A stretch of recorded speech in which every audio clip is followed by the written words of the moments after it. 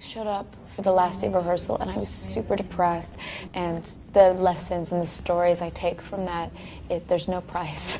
Jessica Chastain just accused Blake Lively and Ryan Reynolds of hijacking her lead role in Black Dove. Despite having filmed scenes weeks earlier, Netflix buried Jessica's footage without warning.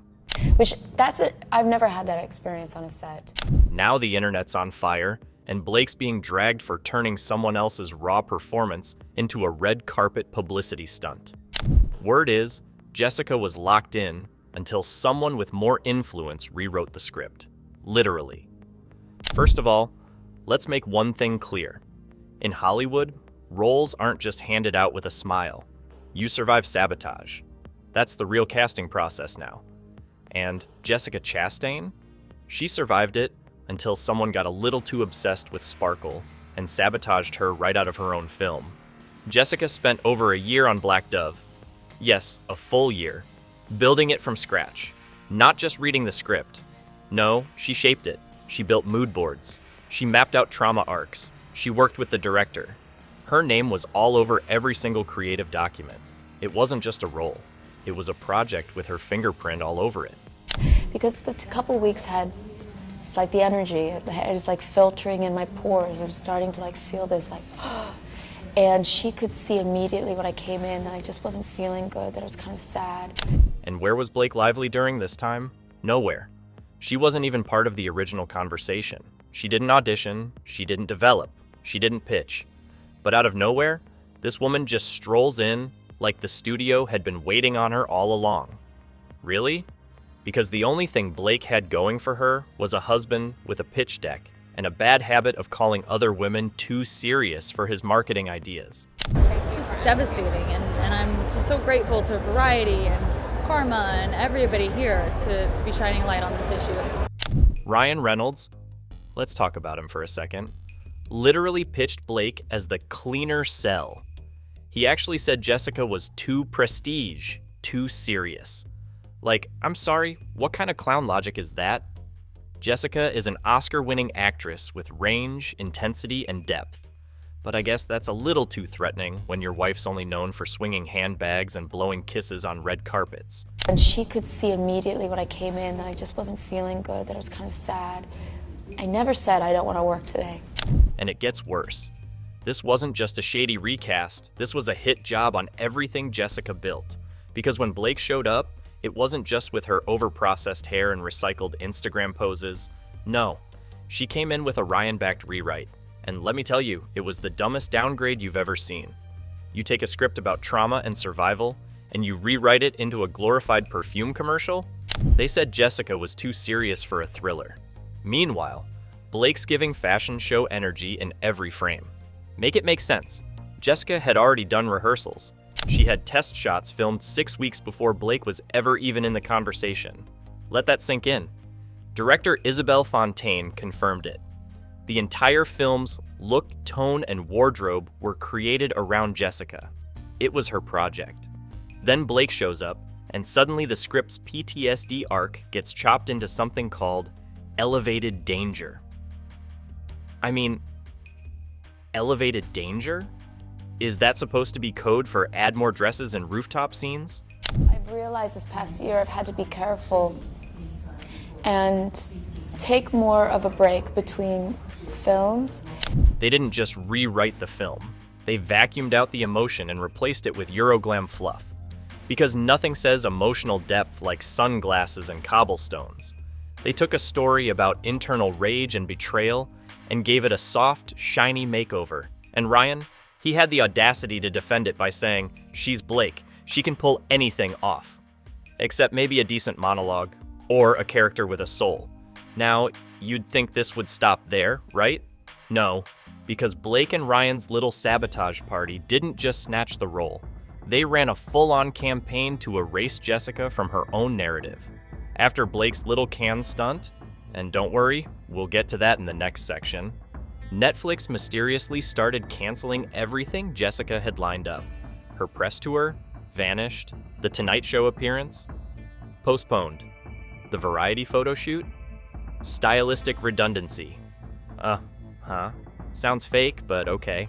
It takes a lot out of you sometimes, and you have to have space to then fill up again, you know? And then we get the real tea. A Slack message gets leaked. And what does it say? Kill the Chastain rollout. Ryan's team flagged a confusion concern. A confusion concern? Are you joking? The only confusing thing here is why Netflix thought replacing raw talent with red carpet cosplay would be a good idea. But it doesn't end there. Jessica had already filmed a scene, and not just any scene. A stripped down, emotional monologue in a warehouse, barefoot, no makeup, and the line, "If I die here, no one will ask who buried me. They'll ask who dressed me." Tell me that's not chilling. Tell me that's not powerful. But Blake's team buried it, didn't want it out. Too real, too good, too threatening to the girl who thinks acting is just about pulling dramatic faces in expensive coats. I think it's because we underestimate sometimes how much when you're playing a character you give of yourself. But guess what? That clip got leaked anyway. Through a private Vimeo link, no branding, no logo, just the raw footage of a woman acting circles around every watered-down version they tried to push in its place. And when people saw it, the response was instant. "Netflix, you good? We lost the real Black Dove." That's what one fan said. And honestly, they said it best. Here's the brutal truth. Blake Lively didn't just steal a role. She stole the performance, the prep, the story, the soul of the damn film. And she did it without ever putting in the work. She didn't fight for this project. She didn't build it. She just waltzed in with her shiny brand and her husband's PR team. And everyone pretended that was enough. Jessica didn't get replaced. She got erased. But the funny thing about trying to erase a woman like her, you can't. Because when the dust settles and the glitter fades, guess who's still standing? Not the girl who copied the script and wore someone else's dress. The one who built it from nothing and didn't back down. And the lessons and the stories I take from that, there's no price. It's beyond. And that, right there, is what makes this entire fiasco so foul. Because they didn't just take Jessica's role. They tried to take her legacy. And Blake? She's not a rising star. She's a Hollywood parasite dressed in couture. You thought Blake Lively's little stunt was limited to stealing a role? Please, that was just the warm-up act. Because when this woman decides to hijack a performance, she doesn't stop at the script. She goes full single white female mode. And I'm not saying that lightly. We're talking about a level of identity theft so blatant, it should have come with a mugshot and an orange jumpsuit. Let's talk about what went down at Cannes, because that was the moment it stopped being subtle. You can try to rewrite the script. Just don't act surprised when the audience walks out halfway through. There she was, Blake Lively, strutting down the red carpet in Jessica Chastain's exact 2022 look. Not inspired by, not similar vibe, I mean exact. Same shade of crimson lipstick, same old Hollywood waves, same minimalist designer gown that Jessica wore to the exact same event a year prior. The side-by-side comparisons were everywhere in minutes. Fans were doing double takes. Headlines were literally asking if Blake had raided Jessica's stylist's closet and asked for a photocopy. Sorry, but this is wild. Blake Lively showing up in Jessica Chastain's old can looked like it's a rental. What are we doing here? But it doesn't stop at clothes. You think Blake was just cosplaying as Jessica visually? Nah, she wanted the whole package. A few days later, she shows up on a podcast and drops a quote so specific, so familiar, it gave the internet whiplash. You don't chase the moment, you let it find you. Sound familiar? Yeah, because Jessica said that exact line in a 2021 Vanity Fair behind-the-scenes reel during the Eyes of Tammy Faye promo. Word for word, no paraphrasing, just straight-up theft. Copycat or coincidence? Fans call out Blake Lively for reusing Chastain. Quote, a new podcast appearance? And when the internet did what the internet does, which is drag someone to oblivion, Blake's PR team actually had the audacity to call it an homage. Excuse me? Homage is what you do when you light a candle, not when you rip off someone's personal philosophy and wear their lipstick while doing it. Fans weren't buying it. Of course, Blake stole it. She never does groundwork or pay a single penny She just ambushed them and takes what she wants? Comments flooded in, calling it what it was. Narcissism with lipstick, copycat behavior, celebrity plagiarism. One post said it best. If Blake Lively gets any closer to becoming Jessica Chastain, we're going to need DNA tests. Jessica, of course, didn't say a word. She didn't have to, because her stylist, the real MVP of this silent war, posted a cryptic Instagram story. No tags, no captions, just the original Black Dove mood board. And right in the corner, scribbled in Jessica's unmistakable handwriting, were the words, "She doesn't play roles, she shapes them." One sentence, one image, and the internet knew exactly who that was for. I don't know who needs to hear this, but Jessica Chastain didn't get where she is by being someone's placeholder. She built the lane. But wait, just when you thought this mess couldn't get any messier, Ruth Wilson showed up with the ultimate mic drop. And no, Ruth wasn't even involved in the drama directly. She had turned down an early version of Black Dove way back when it was still just a draft. But the kicker? A resurfaced clip from 2020 showed her casually recalling what a producer told her after she passed on it. It's okay. We'll Blake it up a bit, you'll see it at the Globes. I'm sorry, what? Let's break that down for the people in the back. Blake it up. That's not a compliment. That's industry code for dumbing it down, slapping a shiny filter on it, and making it red carpet friendly. In other words, take the substance out, glam it up, and make sure it's bland enough to go viral. And just like that, Blake it up became the newest Hollywood insult. Twitter went off, Reddit forums exploded, people connected the dots. Blake doesn't add depth, she replaces it with cheekbones and cocktail dresses. And the proof? It's in the side-by-side comparison of the original script and the final Blakeified version. Jessica's Black Dove was described as a woman grieving betrayal who uncovers a surveillance network built to erase women. That sounds gritty, real, emotionally rich. A role with weight. Now compare that to Blake's version. A glamorous archivist in a Eurospy cat-and-mouse chase. Are you kidding me? That's not a thriller. That's a perfume commercial with a plot twist. One fan summed it up perfectly. This isn't a rewrite. This is identity theft with contour. But here's where Jessica really showed Blake what acting and power actually looks like. Because on May 7th, Jessica's team dropped a 94-second silent nuke on everyone's head. A private video, no announcement, no press release, just a raw, dimly lit monologue. No makeup, no styling, no names. Jessica staring into the camera, calm and composed, and delivering the line that ended Blake's whole PR circus in one sentence. They didn't take my role. They took the credit. But the performance? That stays in the blood. Let me just say it. That was not a PR stunt. That was a takedown disguised as an art piece. It wasn't loud. It wasn't messy. It was controlled fury. 3 journalists got the link. One of them tweeted the moment they finished watching it. Jessica Chastain just taught Netflix and Blake Lively what power looks like. And let's just say, he wasn't wrong. Because exactly 20 minutes after that video dropped, Netflix glitched. And not just any glitch. Blake Lively's face disappeared from the Black Dove landing page. Gone, wiped. Replaced by a static image of a bleeding dove. White feathers, red stain, no names. Was it a bug? Was it sabotage? Was it karma on steroids? Nobody knows.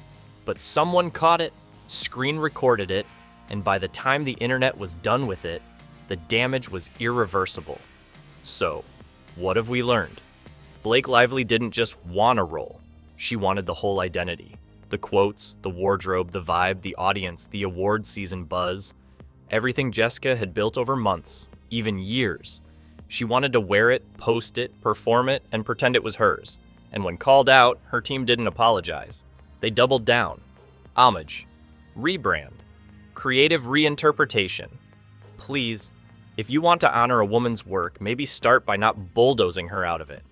Jessica didn't scream. She didn't threaten. She didn't even post a caption. She let Blake dig her own glittery grave and then calmly handed her the shovel. Because here's the truth. You can dress like Jessica, talk like Jessica, even steal her damn script. But at the end of the day, you're still just Blake Lively playing dress up. And the internet, they see it. They always do. I'm trying to take a space in my life where I then take time to then honor myself by filling up, spending time with my family, all of that. The minute that raw footage of Jessica's Black Dove scene leaked, the internet knew something wasn't adding up. No, not something, everything. Because the metadata told the story no press release could clean up. That clip? It was shot weeks before Blake even showed up with her Eurospy fantasy and her husband's shortcut campaign. It wasn't just evidence, it was a digital receipt that screamed, Jessica was here first. And Netflix buried it like they were trying to hide a crime scene. Then came the insider leaks. And baby, they were brutal. One Netflix exec, who clearly didn't sign an NDA or just didn't care anymore, told a journalist flat out, this wasn't recasting, this was repackaging. Let that sit for a second. Not a casting change, not creative redirection, just straight up gift-wrapped fraud in high heels and contour. They didn't swap actors, they slapped Blake's face on someone else's work and prayed no one would notice. And while Ryan Reynolds and Blake were probably clinking champagne glasses somewhere, thinking they'd pulled off the slickest heist since Ocean's 11, the rest of the industry was not amused. One anonymous producer put it best. Somewhere, Ryan and Blake are high-fiving, but no one's clapping. And that right there, that's the sound of respect evaporating in real time. But it didn't stop with producers. Netflix employees, you know, the folks who actually do the work while the PR team spins lies, started posting vague but deadly tweets. One wrote, there's prestige, then there's product. We lost the prestige. Another just tweeted a dove emoji with a bleeding heart. And you didn't need a degree in shade to know exactly who that was for. Behind the scenes, one executive spilled the tea privately. It was Ryan. Blake wanted the role. He sold it. So, not only did she not fight for the role the way Jessica did, she didn't even pitch it herself. Her husband did. She basically sent her man to do the work while she sat back, waiting for the handover like it was a gift basket. That's not ambition. That's entitlement wrapped in glitter paper. And let's talk about that entitlement, shall we? Because Blake Lively has officially become Hollywood's prettiest parasite. She's not building anything, she's feeding off women who already did the heavy lifting. Jessica Chastain, Ruth Wilson, Amy Adams. Women who work with directors, shape characters, create art. And what does Blake do? She rolls in at the last minute, adds a smoky eye and a snatched waistline, and calls it a performance. We're not talking about inspiration, we're talking about patterned behavior. From stealing quotes, to copying looks, to reshaping entire scripts. Blake's playbook is clear. Find a powerful woman's work, strip it down, slap a glam filter on it, and sell it like it's original. At this point, she's less of an actress and more of a walking Pinterest board. And the public? Oh, they're done pretending. The memes hit fast and hard. She's not acting, she's cosplay.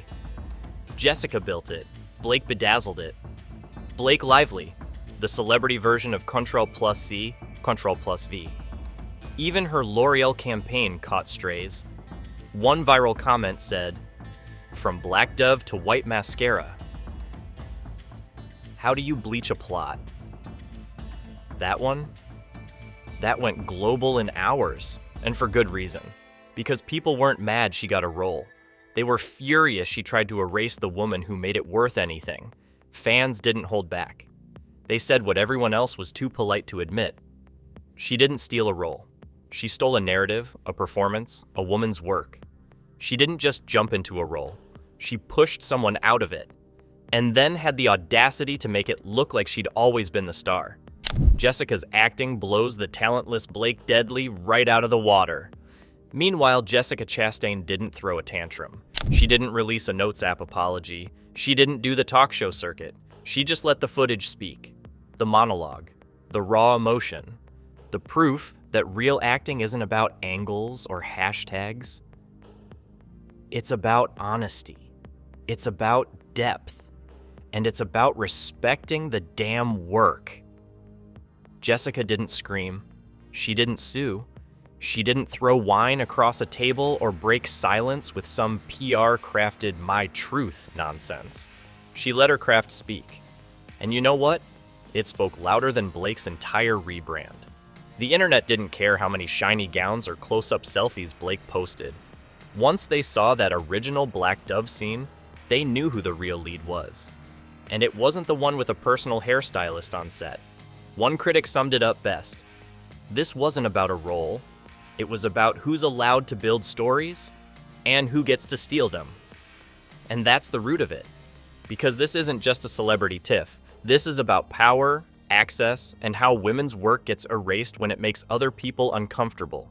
Jessica did the labor, Blake did the remix, and Netflix, instead of defending the artist, chose to sell the sparkle. Blake may have rewritten the script, but Jessica, she rewrote the ending, because now, even Blake's fake glow can't hide the truth. The world knows. The story leaked. The receipts are everywhere. From podcast quotes to wardrobe theft to full-on digital gaslighting, the evidence isn't subtle. It's surgical. It's just devastating, and I'm just so grateful to Variety and Karma and everybody here to be shining light on this issue. And here's where we land. So who do you believe the woman who shaped the role from day one, or the one who sparkled over its grave like it was a runway challenge? The fans are watching. The critics are talking. And Netflix? They're scrambling behind the scenes like someone unplugged the power. Because when truth starts trending, even the best PR machine can't stop the bleeding. Jessica built the role. Blake stole the spotlight. Now you tell us, who really owned Black Dove? Hit that subscribe button and drop your take in the comments.